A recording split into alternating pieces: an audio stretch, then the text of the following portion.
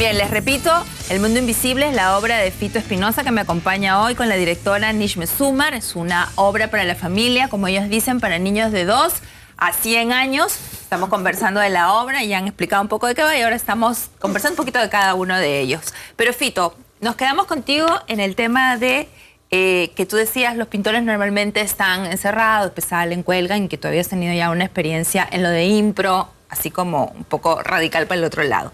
Pero entonces cuando yo veía esto decía, pero de repente es que la pintura no te basta. O sea, no sé si estoy preguntando bien, pero ¿pintar solamente no te basta? No sé, quizás, bueno, me he dedicado como 14 años solo a pintar. Y no es que yo solo pintaba, siempre hacía otras cosas también. Lo que pasa es que no tenía los medios para que, digamos, hacer otras cosas con eso, ¿no? Entonces, sí, de alguna forma, pintar, a mí particularmente, seguramente me termina aburriendo un poco, en el sentido de que pintar es un trabajo hiper solitario. Totalmente solitario, tienes que estar horas de horas ahí trabajando.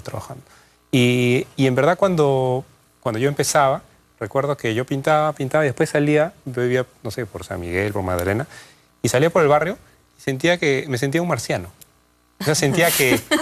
Sí, y nadie, además, lo que pintaba en esa época era como que nadie lo podía entender. O sea, ¿quién iba a entender? Sí, pues, es verdad. Me sentía realmente un marciano, entonces yo decía, qué desperdicio, pensaba yo, ¿no? O sea, de pronto alguien me compra ese cuadro, pero de pronto no.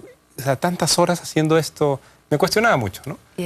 Y seguramente todo eso, con mi carrera que fue avanzando, terminó en una necesidad de querer mostrarlo de otra manera, o que tome otra forma, porque a mí me ha gustado toda la vida la música, bueno, escribir, escuchar, leer, y bueno, y el teatro y todo. Todo lo que me... Pero en tu caso es, además, bien interesante que haya prevalecido este interés por diferentes lenguajes, porque eres un pintor que ha tenido muchos reconocimientos, ¿no? Bien te podrías, digamos, bueno, no sé el tema económico, pero creo que de repente podrías vivir de tus pinturas y nada más, no lo sé.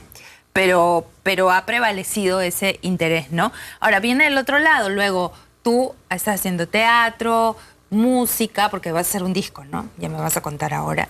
Has hecho el impro, entonces te vuelves como una marca, te vuelves como una empresa, así más o menos.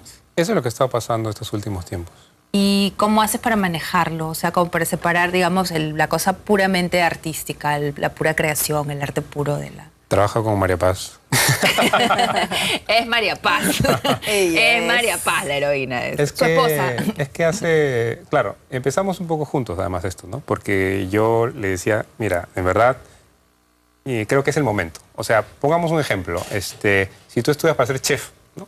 Entonces puedes hacer cosas maravillosas, pero si realmente no vendes tu trabajo y si no sé, te amplías, entonces probablemente, no sé, no te vaya tan bien o de repente te quedes haciendo lo mismo siempre, ¿no? Entonces llega un momento en que el arte es algo medio parecido, ¿no? O sea, si no, realmente no lo mueves, si no haces otras cosas, si no te conectas. O sea, yo, si me pusiera a pensar, si no hubiese hecho todo esto, no hubiese ganado tantas cosas tan ricas, ¿te das cuenta? De haber conocido gente alucinante, gente de otros lugares, haber viajado. O sea, hasta la feria de libros me invitan a otros países.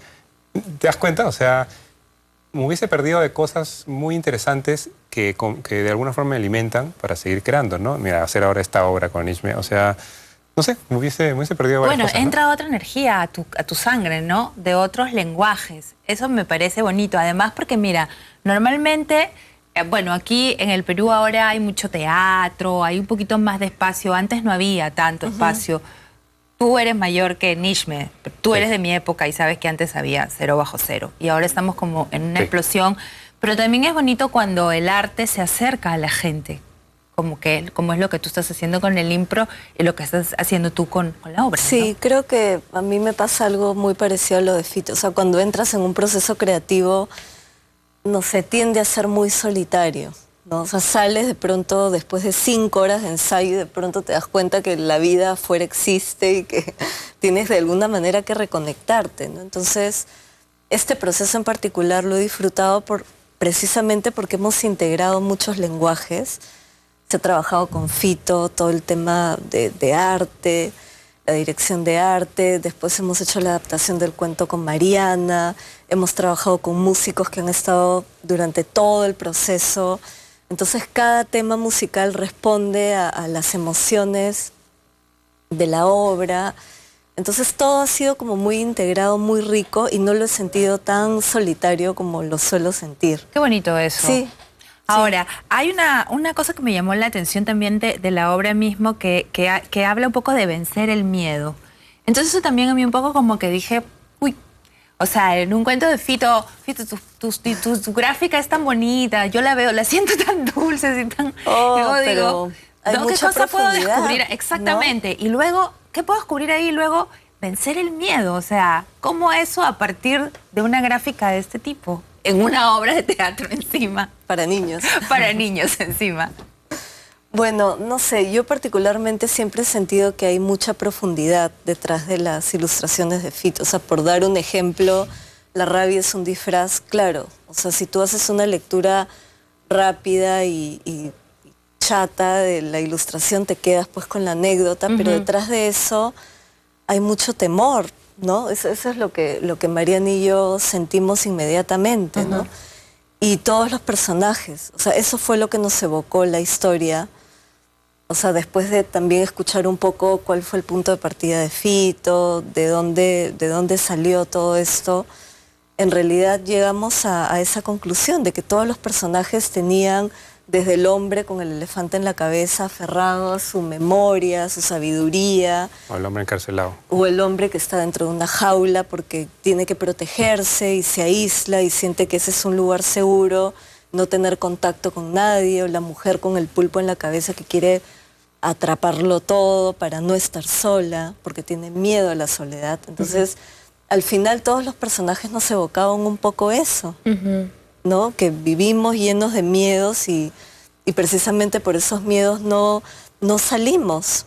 Claro. ¿No? Y no viajamos. Ahora, entonces, tú te planteaste, has hecho este cuento y todo. ¿Cómo fue tu acercamiento con el tema para niños?